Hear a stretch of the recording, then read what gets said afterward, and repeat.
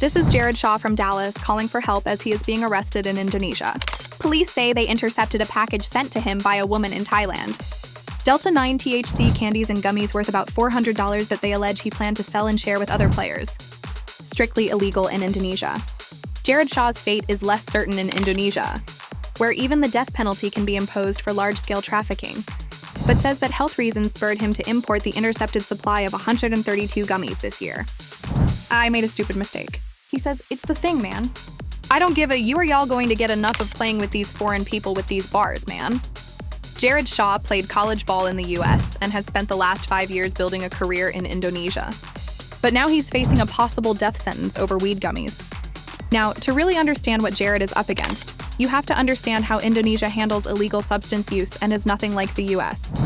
In Indonesia, there's no such thing as medical marijuana. There's no gray area, no dispensaries, no exceptions. Under the country's narcotics law, cannabis is in the same category as Schedule I substances in the US. That's right. Weed sits in the same box as the hardest things you could find out there. And if you're caught with just a small amount, you can get 4 to 12 years in prison. But once you cross certain weight limits, or if the police think you're importing or distributing, the punishment jumps straight to life in prison or the death penalty. And yes, Indonesia still uses firing squads. The latest out of Indonesia, where reports indicate the government executed 4 prisoners at this detention facility early Friday morning. They were sentenced to death by firing squad overlated offenses. 10 other prisoners, many of them foreign nationals, are also on death row. Jared Dwayne Shaw is a professional basketball player from Dallas, Texas, who played high school ball at Dallas Carter, then moved on to Oklahoma State and later Utah State. After college, he didn't make it to the NBA, so like many other players looking to keep their career alive, he took his talents overseas. Shaw landed in Indonesia, joining the Indonesian Basketball League. Over the past 5 years, he's played for multiple teams, including the Tangerang Hawks, and built a reputation as a solid, reliable player. And he wasn't just passing through. Indonesia has been his home, his workplace, and his community for half a decade. Farmers, Tangerang Hawks, what makes it so compelling for you to be back to Indo? I see opportunity with a group of young guys that have potential. I want to take a team to the playoffs. So this would be the perfect opportunity to show that I can be a leader. So this isn't a story about a tourist making a dumb mistake.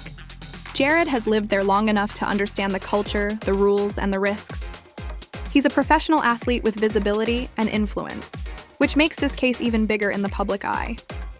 Foreigners in Indonesia are often reminded that local laws are strict, especially when it comes to narcotics. The country has some of the harshest substance penalties in the world, and even a minor misstep can become a legal nightmare. It's basically a system built on zero tolerance, and the government stance is simple. Substances destroy society, and anyone who brings them in should be treated like a threat to public safety. The recent poll that the government do is that 85% of the people remains pro the death penalty, considering the emergency situation that we are facing now.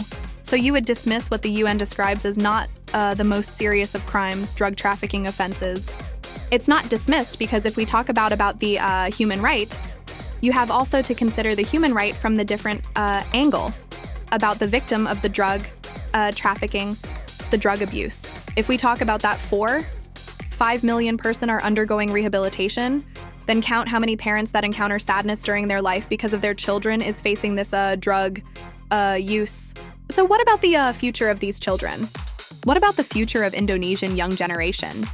So draconian death by firing squad. Again, it remains in our past.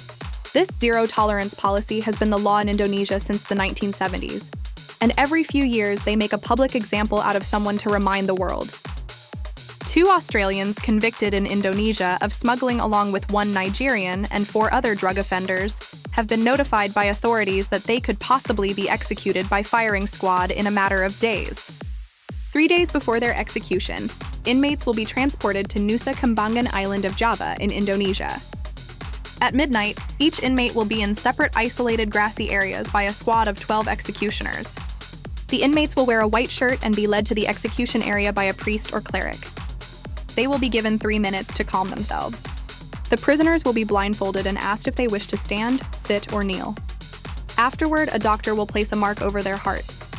The firing squad commander will then yell, "Do it!" to the executioner standing within 5 to 10 meter range. Only 3 of the marksmen have live ammunition. The rest will have blanks.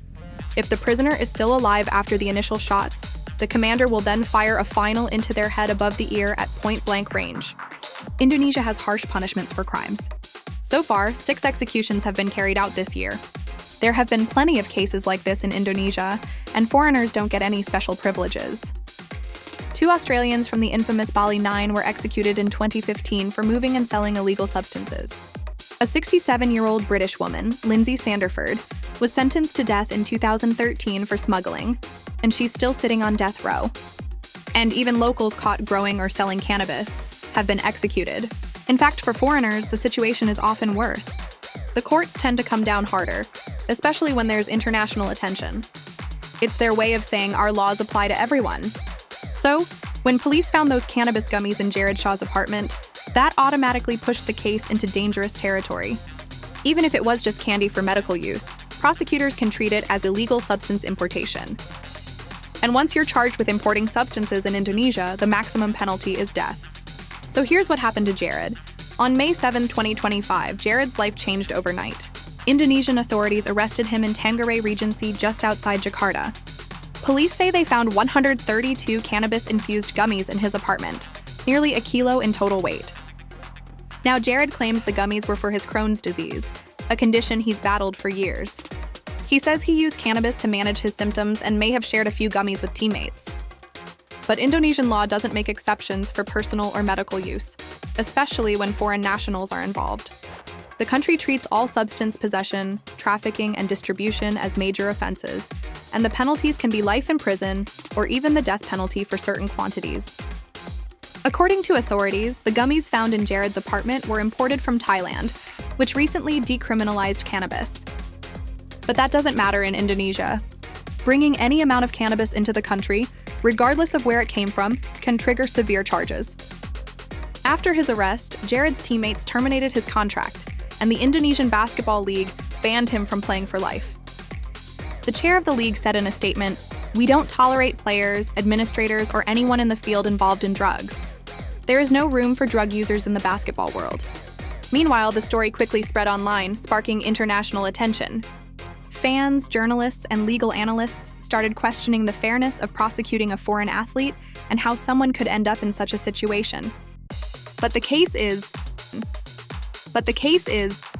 complicated. On one hand, Jared has a medical condition and says he never intended to sell the gummies. On the other hand, the legal threshold in Indonesia is low, and authorities are known to apply the law strictly to foreigners. Past cases, including high-profile arrests like the Bali 9, show that Indonesia doesn't hesitate to hand down life sentences or even capital punishment when prosecutors can prove possession or intent to distribute. And this is why Jared Shaw's story isn't just a story about someone getting caught with weed. He's lived in a country with one of the toughest legal systems in the world for 5 years. And he must have understood the consequences of messing with any type of substance over there, especially as a professional athlete. For Jared, this legal context means that even if his intent was personal use, prosecutors could argue he was trafficking based on the amount that was seized. The law allows little room for negotiation, and past cases showed that the courts rarely cut foreigners any slack. And now Jared's arrest has sparked a heated debate online, and it breaks down into 2 main camps. On one hand, a lot of people are saying the punishment is extreme. Life in prison or the death penalty for cannabis, especially in the form of gummies for personal or medical use, really sounds excessive. Besides that, Jared has a documented medical condition and claims he only planned to use the gummies himself or share a few with teammates. So you have a lot of people now saying things like, death penalty for weed is crazy and getting the death penalty for cannabis is insane? But on the other hand, there are also a lot of folks saying that Jared should have known better. He has been living and playing in Indonesia for 5 years. As a professional athlete with visibility and influence, he should be aware of local laws, especially when it comes to substances. And when you cross borders, you're agreeing to play by the rules of that country. Jared may have had a medical reason, but the law in Indonesia is clear.